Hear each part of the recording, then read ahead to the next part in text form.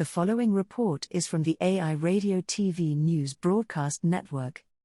Headline: Cursive writing and typing will return to Ontario schools this fall.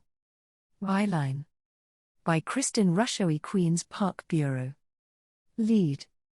The province is also bringing back a focus on phonics starting in kindergarten to help boost reading skills. Story: Cursive is making a comeback, and typing, too, as part of a major revamp of the province's elementary school curriculum.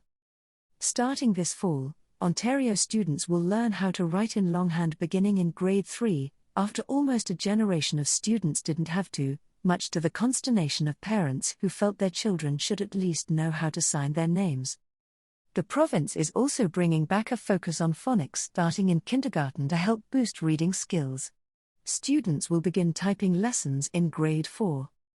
This really is a massive overhaul that aligns with the evidence, is supported by the broader science and by organizations like Dyslexia Canada, who have been clear that this approach, invoking phonics, the return to cursive, is going to help build that foundational knowledge and skills and literacy, Education Minister Stephen Lecce said in an interview Thursday. In the last language curriculum update, in 2006, cursive became optional. And at that time, there was more of a focus on whole language and cueing, where kids tried to predict words by using context or illustrations.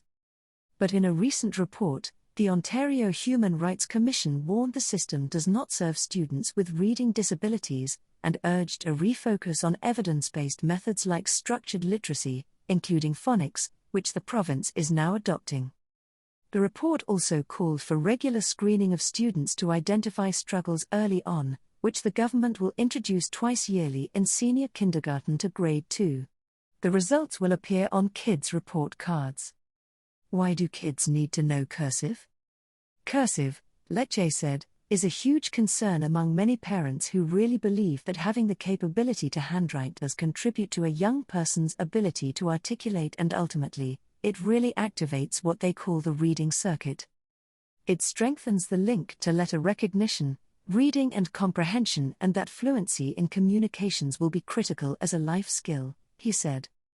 This is a time-tested approach that the science supports, Lecce said, adding parents have been clear they think these types of fundamental skills are important in life.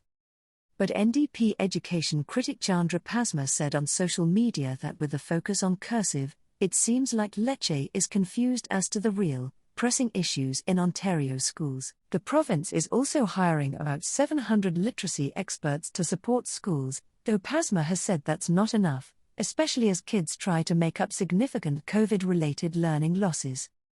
While teacher unions agreed the language changes are substantial, they accused the government of a rushed rollout and said more supports are needed.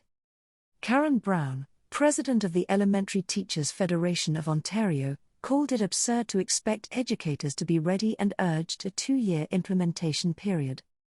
Literacy skills will not improve unless adequate funding, resources and supports are provided, as well as timely interventions for students, and smaller class sizes, she said in a statement.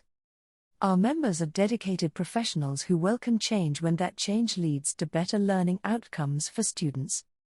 Lecce said school boards and experts have worked with government on this for the past year, and training will be available to teachers this month, over the summer and in the days before classes start up.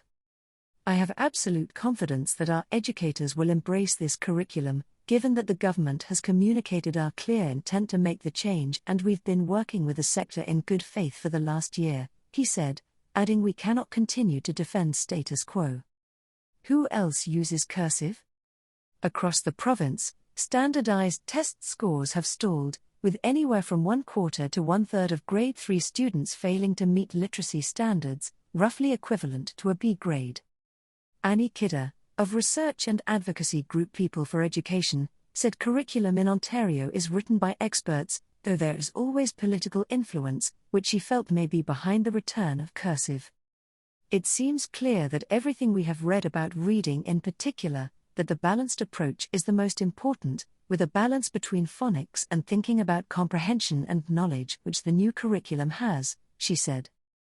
While she stressed she is not a curriculum expert, she said was surprised to see cursive included, and thought keyboarding could be introduced earlier given kids are on computers starting at a very young age. Most of the world doesn't write in cursive anymore and we all managed to sign our names, Kidder said. Literacy was one of the hardest hit areas impacted by COVID-19 lockdowns that began in March 2020, especially for students who spent more time learning online. In Ontario, students lost about 27 weeks of in-person classes. For more news and features from AI Radio/TV News, visit www.ai.news.ca.